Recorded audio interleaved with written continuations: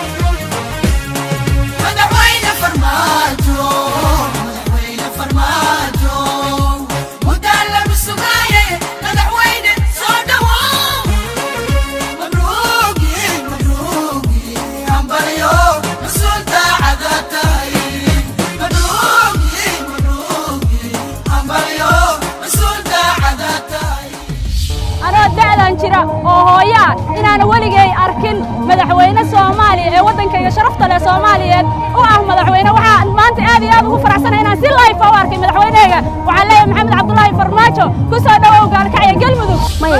ma arag sawiradiisa inaan arko ma ahan aniga leef ma arag maanta ko aad baa u faraxsanahay maanta sanadkaygu waa 33 sano waxaan aad u taageeraa ugu faraxsanahay maanta arkay